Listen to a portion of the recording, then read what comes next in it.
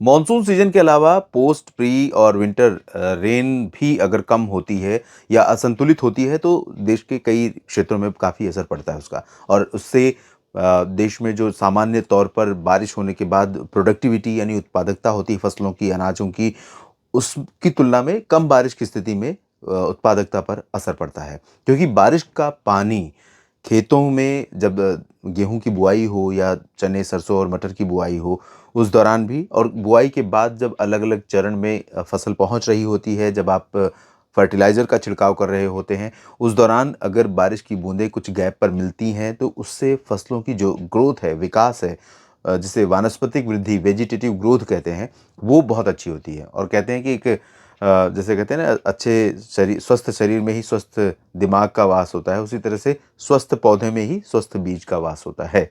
तो अगर तना, पौधा मजबूत होगा, हेल्दी होगा, तो उसमें संभावना बेहतर बीज की रहेगी और इसका यील्ड यानी उत्पादकता पर असर पड़ेगा। पर हेक्टेयर उत्पादकता जो होती है, वो ज़्यादा अच्छी होती है।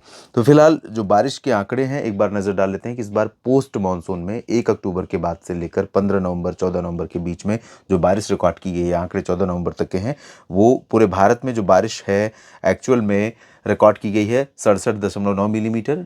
इस दौरान आमतौर पर 91.8 मिलीमीटर वर्षा होती है नॉर्मली। तो कमी यहाँ पर 26% की है। ये 26% की कमी आप देख रहे हैं, देश भर में बारिश में 26% की कमी रही है। अब एक बार नज़र पूरे भारत के मैप पर डाल लेते हैं। इसमें आप नीले हरे रंग जो देख रहे हैं वो सामान्य वर्षा वाले राज्य हैं, जिसमें लक्षद्वीप, केरल, तमिलनाडु, पुदुचेरी, अंडमान व निकोबार द्वीप समूह, गोवा, ये सामान्य वर्षा वाले क्षेत्र हैं। और सामान्य वर्षा वाले क्षेत्र अरुणाचल प्रदेश, असम और मेघालय भी हैं। साथ ही साथ उत्तर प्रदेश और हरियाणा, हिमाचल प्रदेश तक सामान्य बारिश हुई है। सामान्य से ज़्यादा वर्षा रिकॉर्ड की गई है जम्मू कश्मीर, केंद्र शासित प्रदेश में, पंजाब में और झारखंड तथा बिहार में, सिक्किम में और साउथ में कहीं भी या मध्य में कहीं भी सामान्य से अधिक वर्षा नहीं रिकॉर्ड की गई है। राजस्थान में कमी रही है 30% की, गुजरात में 93% कम वर्षा हुई है, मध्य प्रदेश में 78% कम बारिश, महाराष्ट्र में 72 और तेलंगाना में 86, आंध्र प्रदेश में 75% कम वर्षा रिकॉर्ड की गई है। यहाँ पर आप देख सकते हैं कर्नाटक में 34% की कमी है और इधर त्रिपुरा में 49% की कमी, 50% की कमी मिजोरम में, नागालैंड में 49% और मणिपुर में 73% की कमी यहाँ पर रही है। उत्तराखंड में भी 36% कम वर्षा हुई है और लद्दाख में 68% कम बारिश हुई है। हालांकि लद्दाख का जो बारिश का आंकड़ा है वो बहुत कम है, 4.4 मिलीमीटर बारिश होती है, रिकॉर्ड की गई है 1.4 mm। तो ये बहुत कम वर्षा वाला क्षेत्र है। तो इस तरह से आप अंदाज़ा लगा सकते हैं कि देश के कई राज्य ऐसे हैं जहां पर बारिश में कमी इस बार रही है और उसका सीधा प्रभाव खेती पर पड़ता है, क्योंकि हमारे देश की जो जलवायु है उसी से हम सिंक रहते हैं, यानी उसी से तालमेल बिठाकर हम खेती करते हैं। जून से सितंबर के बीच में ज़्यादा बारिश होती है तो हम उस समय ऐसी फसलें बोते हैं। हमारा देश का वो क्षेत्र ज़्यादातर उन भागों में जहाँ पर ज़्यादा वर्षा रिकॉर्ड की जाती है, उन जगहों पर अधिक पानी वाली फसलें बोई जाती हैं, जिनको ज़्यादा पानी की ज़रूरत होती है और जो ज़्यादा पानी को झेल सकें, ज़्यादा पानी में भी अच्छी उत्पादकता दे सकें। जहाँ पर कम बारिश होती है वहाँ कम पानी की ज़रूरत वाली किस्मों या फसलों की बुआई की जाती है। तो इस तरह से हम सिंक होते हैं। और अगर इसमें क्लाइमेट में थोड़ा बहुत उतार चढ़ाव देखने को मिलता है, यानी ऊपर नीचे होता है, 19-20 का फर्क तो चलेगा, लेकिन 15-20 का फर्क या 20-25 का फर्क नहीं चलेगा। वो इम्पैक्ट करेगा किसान को, और किसान इम्पैक्ट होगा तो भारत का जो कृषि का पूरा माफ कीजिएगा, इकोसिस्टम है एग्रीकल्चर का, उस वो पूरा प्रभावित होगा। और एग्रीकल्चर का इकोसिस्टम प्रभावित होगा तो आम आदमी जो शहरों में बैठा हुआ है या गांव में बैठा हुआ है, जो खेती नहीं भी करता है, वो भी प्रभावित होगा, सरकार भी प्रभावित होगी, अर्थव्यवस्था भी प्रभावित होगी। और सीधा नुकसान जो होता है वो आमतौर पर किसानों को होता है। फिलहाल बात करते हैं अगले 3 दिनों के मौसम की। बंगाल की खाड़ी पर बना लो प्रेशर सिस्टम जल्दी ही इंटेंसीफाई होकर डिप्रेशन और डीप डिप्रेशन बनने जा रहा है। काफ़ी स्ट्रॉन्ग सिस्टम है इस समय। वैसे देखा जाए तो इस तरह की इतनी तेज़ बारिश की ज़रूरत अभी भारत के लैंड रीजन पर, मेन लैंड पर नहीं है। क्योंकि अगर ये आएगा, मान लीजिए मैं कहूँ कि गुजरात तक के क्षेत्रों में बारिश की ज़रूरत है, सौराष्ट्र में, कच्छ में, पूर्वी रीजन में या मध्य प्रदेश में और गोवा और मुंबई में। लेकिन जिस तरह की बारिश अगर साइक्लोन आता है, हालांकि वो हमारे हाथ में नहीं है, ना आपके, ना मेरे, ना किसी के, कि साइक्लोन लेकर आ जाए। लेकिन अगर आप कल्पना करें कि आपको बारिश की ज़रूरत है, भले ही साइक्लोन क्यों ना आ जाए, लेकिन अगर वास्तव में साइक्लोन आता है तो तटीय इलाकों में जो जिस जगह पर लैंडफॉल करेगा उसके बाद के रास्ते में अपने सभी रास्ते के सभी क्षेत्रों को तबाह करता हुआ तब आगे बढ़ता है, काफ़ी नुकसान पहुंचाता है। तो फिलहाल राहत की बात यह है कि ये अभी साइक्लोन बनता हुआ नज़र नहीं आ रहा है, पहली चीज़। दूसरी चीज़, ये लैंड रीजन पर डायरेक्ट हिट नहीं करने जा रहा है। ऐसा अनुमान है कि अगले 1 सप्ताह या 10 दिन के भीतर में 2 सिस्टम बनेंगे, एक तो बन चुका है, दूसरा भी बनेगा। और ये दोनों सिस्टम इसी तरह से आंध्र प्रदेश के तटों पर आने के बाद और ऊपर की तरफ उत्तर-पूर्व की तरफ मुड़ जाएँगे। और जब ये मुड़ेंगे तो सिर्फ कोस्टल रीजन पर ज़्यादा इम्पैक्ट दिखाई देगा।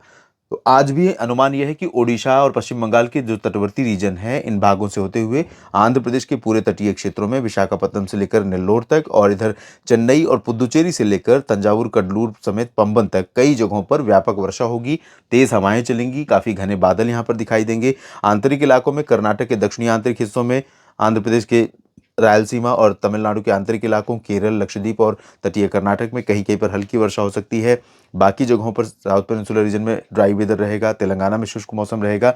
लेकिन जो आंतरिक छत्तीसगढ़ है, ओडिशा है और महाराष्ट्र का विदर्भ और पूर्वी मध्य प्रदेश का रीजन है, इधर झारखंड का दक्षिणी हिस्सा और पश्चिम बंगाल का दक्षिणी हिस्सा है।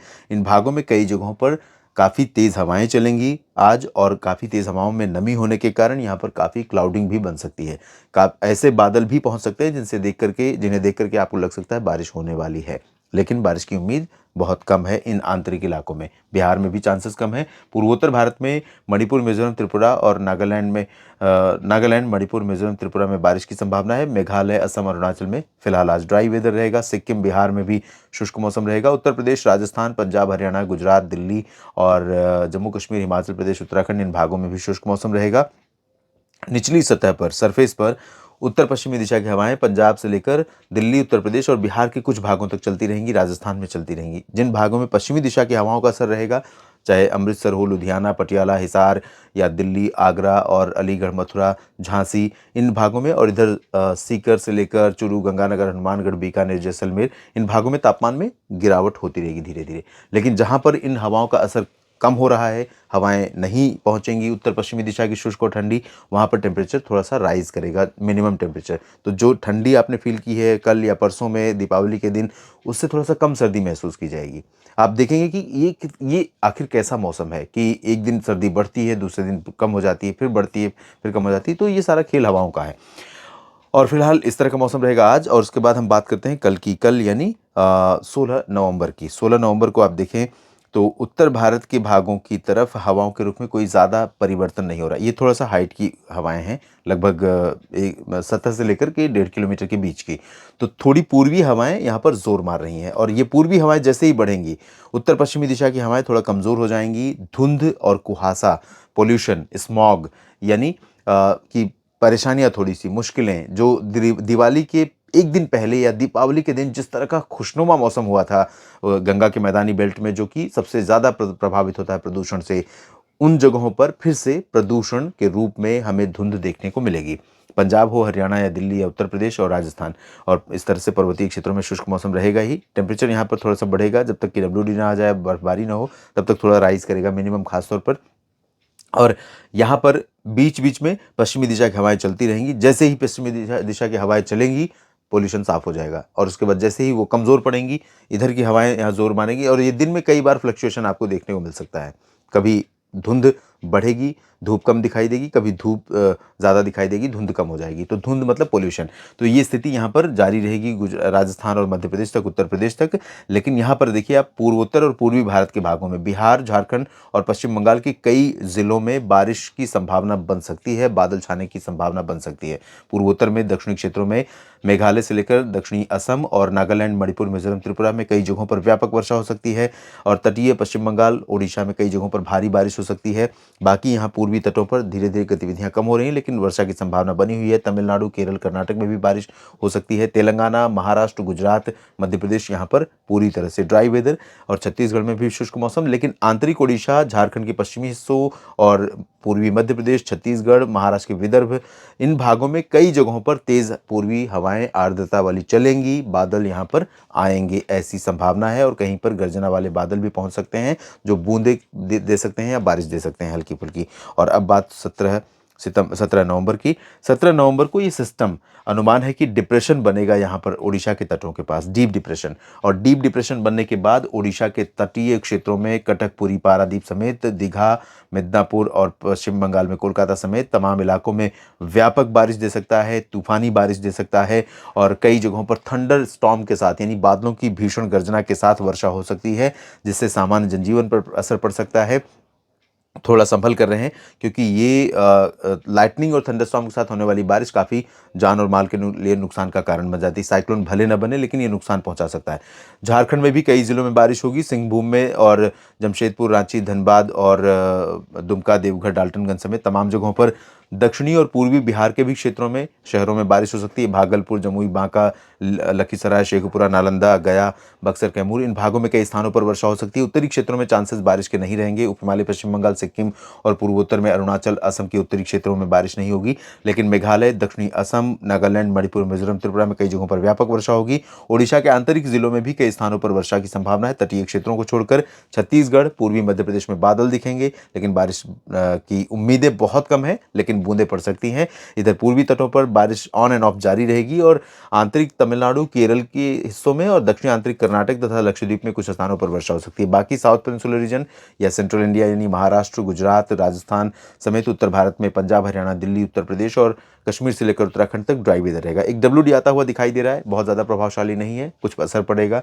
बात करेंगे अगले बुलेटिन्स में। लगातार जुड़े रहिए मेरे साथ मौसम तक चैनल और न्यूज़ मीडिया मंच के साथ। जानकारियाँ ठीक लगें तो लाइक और शेयर करना ना भूलें। अपने क्षेत्र के मौसम के बारे में कमेंट बॉक्स में बताइए और वीडियो में दी गई जानकारियों पर भी अपनी प्रतिक्रिया ज़रूर दीजिए। आप सभी का मेरे साथ जुड़े रहने के लिए बहुत बहुत धन्यवाद और बाई चांस अगर आपने सब्सक्राइब नहीं किया है चैनल को तो ज़रूर कर लीजिए, ये मेरा निवेदन है। धन्यवाद।